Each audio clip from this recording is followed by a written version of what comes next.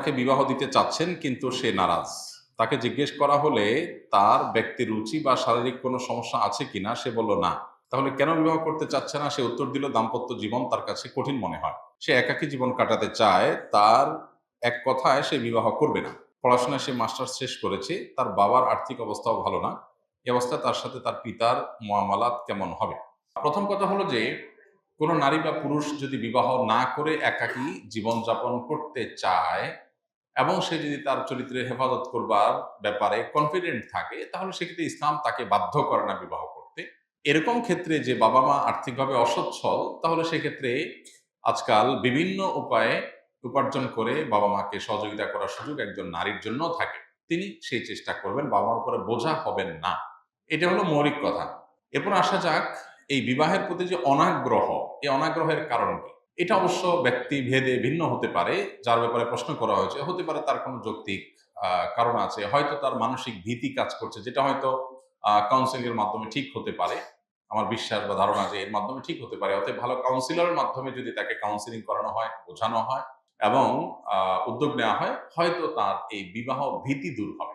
তবে all over সারা বিশ্বব্যাপী একটা বড় সংকট চলছে। সেটা হলো, গোটা পৃথিবীতে আজ বিবাহটা, এটাকে অনেকটা আতঙ্কের অপর নাম হিসেবে প্রতিষ্ঠিত করা হচ্ছে, প্ল্যান ওয়াইজ করা হচ্ছে।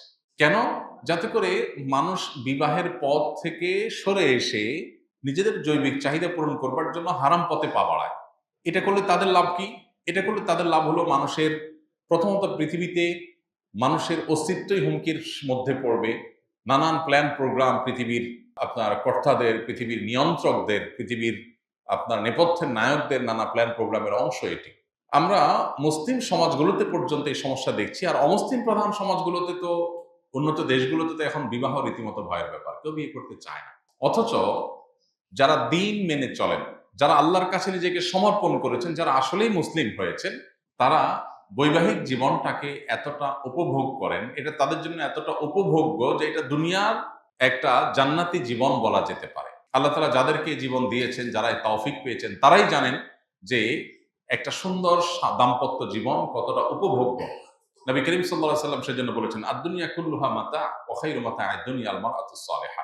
পুরো দুনিয়ার সবকিছুতেই আল্লাহ রাব্বুল আলামিন তার নেয়ামত রেখেছেন। সবচাইতে উপভোগ্য নেয়ামত আল্লাহ একজন সৎ জীবন সঙ্গিনী, নেককার জীবন সঙ্গিনী। ঠিক একই কথা একজন নারী বেলায় প্রযোজ্য।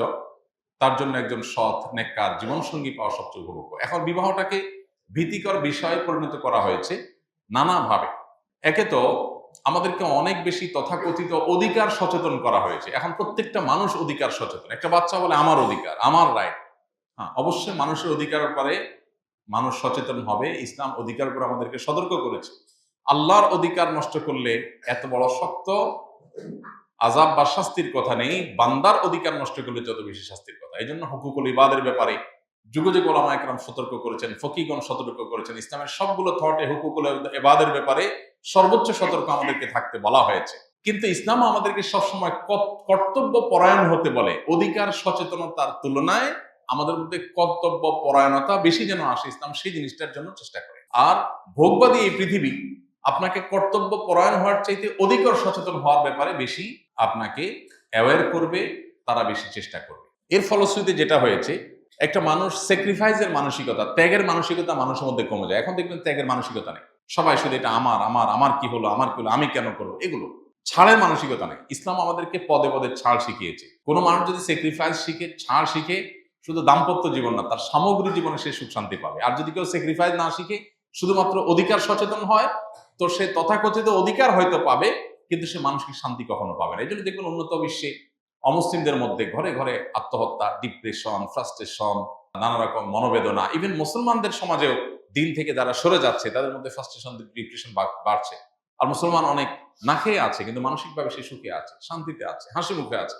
আফ্রিকার অনেক গরিব দেশগুলোতে যাবেন, মুসলমানদের মুখে কি হাসি, কতটা খুশি, কত পরিতৃপ্ত সে, আলহামদুলিল্লাহ বলছে।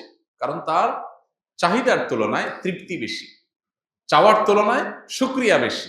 যেই দম্পতি দাম্পত্য জীবনে স্বামী স্ত্রী পরস্পর প্রতি এই মানসিকতা লালন করে যে আমার জীবন সঙ্গী, তিনি হয়তো ভুল করেছেন, আমি ক্ষমা করি, আমি সবর করি, তিনি হয়তো এই জন্য করেছেন, তিনি যদি অন্যায় করেন, তিনি আল্লাহর কাছে দায়ী থাকবেন, বাট আমি কোনো অন্যায় যেন না করি, আমি কর্তব্য পরায়ণতাকে প্রাধান্য দেই অধিকার সচেতনতার চাইতে, তাহলে সেক্ষেত্রে দেখবেন সেখানে জান্নাতি শান্তি বিরাজ করবে।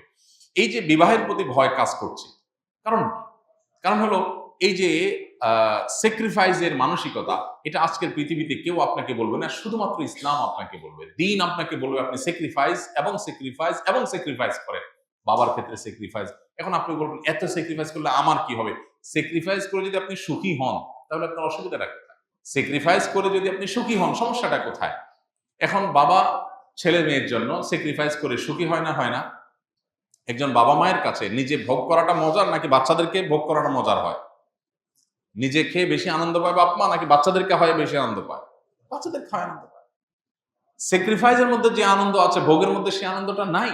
কিন্তু আজকের পুরো পৃথিবী এই ভোগবাদী দুনিয়া, বস্তুবাদী দুনিয়া, আজকের এই সিস্টেমটাই এমন ভাবে ডেভেলপ করা হয়েছে যে আপনাকে ভোগবাদী করা হবে, কোথাও স্যাক্রিফাইসের কথা বলা হবে না। আর এই কারণে বিবাহের প্রতি ভীতি তৈরি হয়েছে, কারণ স্যাক্রিফাইসের মানসিকতা নাই, কেউ স্যাক্রিফাইস করতে চায় না, কেউ শেয়ার করতে চায় না। উন্নত দেশগুলোতে বিয়ে তো হয়, বিয়ে না, এটা হলো ম্যাচ সিস্টেম, ম্যাচ হোস্টেল। ম্যাচের মধ্যে একই রুমে ৩-৪ জন থাকে না, শেয়ার করে করে, এরকম এই ম্যাচের যে সমস্ত আপনার রুমমেট আছে, স্বামী স্ত্রী উন্নত দেশগুলোতে বেশিরভাগ ক্ষেত্রে এরকম। কারণ স্বামী স্ত্রী দুজনেই উপার্জন করে, দুজনের টাকা পয়সা আছে, দুইজন শেয়ানে শেয়ান, কেউ কারোর মানতে রাজি না। ঠিক আছে, তাহলে তুমি রুম ভাড়া দাও, আমি বিদ্যুৎ বিল দিই, তুমি গ্যাস বিল দাও, আমি পানি বিল দিই। রুমমেট একসাথে আছে স্বামী স্ত্রী। আর ইসলাম বলে সমস্ত আর্থিক দায় দায়িত্ব স্বামীর, আর স্ত্রী তার স্বামীকে সার্বিকভাবে সহায়তা করবেন, ভেতরের টোটাল সাইডটা সামলাবেন। আল্লাহ তাআলা নারীকে যে সৃষ্টি করেছেন, তার বডির যে স্ট্রাকচার আল্লাহ তাআলা দিয়েছেন, এই স্ট্রাকচারটারই বলছে যে তাকে আল্লাহ তাআলা ঘরে থেকে ভেতরের সাইডটাকে সামলাবার জন্য বলেছে। একটা রাষ্ট্র চলার জন্য অনেক সেক্টরে অনেক রকম মানুষ লাগে। যারা নিরাপত্তার দায়িত্বে নিয়োজিত তারা অফিসে বসে থাকলে হবে না, আবার যারা প্রশাসন চালাবে তারা নিরাপত্তার জন্য বের হলে হবে না। একটা রাষ্ট্র চলার জন্য যেরকম বিভিন্ন ডিপার্টমেন্ট ভাগ করা আছে, আল্লাহ রাব্বুল আলামিন আমাদের পৃথিবীর স্বকীয়তা স্বভাবতা ঠিক রাখার প্রয়োজনে পুরুষদেরকে বাহিরের সব হ্যাসেল নেওয়ার দায়িত্ব দিয়েছেন, আর নারীদেরকে ভেতরের বিষয়গুলোকে সামাল দিতে বলেছেন। এটা তাদের বডির স্ট্রাকচার দিকে তাকালে বোঝা যায় আল্লাহ তাকে কিভাবে তৈরি করেছেন। নারীর বক্ষে আল্লাহ তাআলা বাচ্চার খাবার রেখেছেন। এখন এই খাবারটা তো কর্মস্থলে দেয়াটা তার জন্য খুব বেশি স্বস্তিদায়ক না, তার জন্য এটা স্বস্তিদায়ক হলো বাসায় দেওয়াটা। নারীর গর্ভে আল্লাহ তাআলা সন্তান ধারণ করার ক্ষমতা দিয়েছেন, পুরুষের গর্ভে সেটা দেন নাই।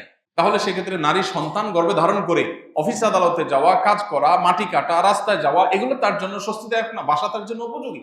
অতএব তার কর্মস্থল কি কোথায় হবে, তার অবস্থান কোথায় হবে, তার রোলটা কি হবে, একটা ফ্যামিলির উন্নতির কোন অংশটা তিনি দেখবেন, এই বিষয়গুলো আল্লাহ তাআলা তার বড় স্ট্রাকচারের মধ্যে দিয়ে রেখেছে, দেখলে তাকালে বোঝা যায়। এখন আপনি এক করে ফেলতে চাচ্ছেন। ইসলাম সমতায় বিশ্বাস করে না, ইসলাম বিশ্বাস করে ন্যায্যতায়। ন্যায্যতা এক জিনিস, সমতা আরেক জিনিস। সমতা কি? একটা ছেলের জ্বর হয়েছে, ওর একটা ট্যাবলেট খাওয়াইছে, মেয়েটার জ্বর হয় নাই, ওরে ধরে ট্যাবলেট খাওয়াই দেন, এটা হলো সমতা। কারণ দুইটি ছেলে মেয়ে, একটা ট্যাবলেট খাইছে আরেকটা খাবে না কেন? সমতা হলে দুজনকে খাওয়াই দিবেন। আর ইসলাম বলে না, ন্যায্যতা, যার যেটা দরকার। একজনের ট্যাবলেট দরকার, তারা ট্যাবলেট খাওয়ান, আর যখন ট্যাবলেট দরকার নেই তারা খাওয়ায়েন না, এটাই হলো ন্যায্যতা। অতএব ন্যায্যতা ইনসাফকে নিশ্চিত করে, সমতা সবসময় ইনসাফকে নিশ্চিত করে না। সমতা যদি সবসময় আপনার মানদণ্ড হয় ইনসাফের, তাহলে সেক্ষেত্রে জুলুম হবে অনেক ক্ষেত্রে। একজনের জামার সাইজ হবে 18, আরেকজনের বয়স কম, তার জামার সাইজ হবে 10। আপনি যে বলেন না দুইটাই তো আমার সন্তান, সাইজ দুইটারই সমান কিনবো, তাহলে জুলুম হবে না একজনের প্রতি? এই জন্য ইসলাম ন্যায্যতার কথা বলে। আল্লাহর সিস্টেমের উপরে যারা নিজের বুদ্ধি বিবেক দিয়ে নিজেরা কিছুকে সেখানে স্টাবলিশ করতে চায়, তারা ব্যর্থ, ব্যর্থ এবং ব্যর্থ। পৃথিবীর ইতিহাস প্রমাণ করে, বাস্তবতা প্রমাণ করে। অর্থাৎ বিবাহ ভীতি যারা তৈরি করেছে পৃথিবীতে, এরা বিবাহ বহির্ভূত সম্পর্ককে অ্যাপ্রিসিয়েট করতে গিয়ে করেছে, এদের নিজেদের জীবন জ্বলে পড়ে ছাই এবং সারখার হয়ে যাচ্ছে। সবচেয়ে বেশি প্রেমের অভিনয় করা মানুষগুলো দেখেন জীবনে কি অবস্থা। একের পর এক বড় বড় নামি দামি নায়িকা, গায়িকা, অ্যাক্টর, অভিনেতা অভিনয় করে প্রেমের, কিন্তু বাস্তব জীবনে বিয়ে হয়ে গেছে, ছেলে বড় হয়ে গেছে, এখন বিচ্ছেদের গুঞ্জন শোনা যায়। নিউজ হয় কি? বিচ্ছেদের গুঞ্জন। কেন রে ভাই, তুমি না সারাদিন প্রেম শিখাইলা মানুষকে? তোমার নিজের যদি এ দুরবস্থা হয়, তুমি কি প্রেমের শিক্ষক হইলা? আর প্রেমে শিখবা তুমি হুজুরদের কাছে আসো, শিখো। আঠার মতো এমন ভাবে মহব্বত লাগে মরণ পর্যন্ত লেগে থাকে। আর তোমাদের এত মহব্বত, এত আই লাভ ইউ, এত হান তান মেসেজ, অমুক তমুক চ্যাটিং, মাগার বিবাহ টিকে না, সম্পর্ক টিকে না। 5 বিয়া, 6 বিয়া, 7 বিয়া, এরপরও শেষ হয় না। মনে হয় মরার আগে আরেকটা করে মরে। এই জন্য বিবাহ ভীতি তাদের মধ্যে আসে যারা দিন থেকে দূরে। যে দিনের মধ্যে থাকবে তার মধ্যে বিবাহ থাকবে না। আমার এই বোন দিন থেকে দূরে আছেন, আমি নিশ্চিত। দিনের ভিতরে থাকলে তার ভিতরে বিবাহ ভীতি আসবে না। হ্যাঁ, স্বামী হয়তো সে একটা ভিন্ন রকম মানুষ হতে পারে, হয়তো আমার সাথে তার মিল হবে না, তো আমি সবর করব, আমি সবর করব, আমি স্যাক্রিফাইস করব। করলে তো আমার লস নাই, আমার তো লাভ। এই জন্য আজকের বিশ্বে বিশেষ করে আমাদের এই বিষয়গুলোকে খুব মাথায় রাখতে হবে। বিবাহ ভীতি আমাদের তরুণদের মধ্যে, আমাদের দেশে এখন শুরু হয়ে গেছে, যেটা পশ্চিমা পৃথিবীতে অনেক আগে থেকে হয়েছে। কারণ ওই যে আপনি বিবাহ বহির্ভূত সম্পর্ককে অ্যাপ্রিসিয়েট করেছেন, মানুষকে দিনই চেতনার মধ্যে থেকে দূরে সরাইছেন, অটোমেটিক বাই ডিফল্ট এ সমস্ত আযাব মানুষের জীবনে আসবে।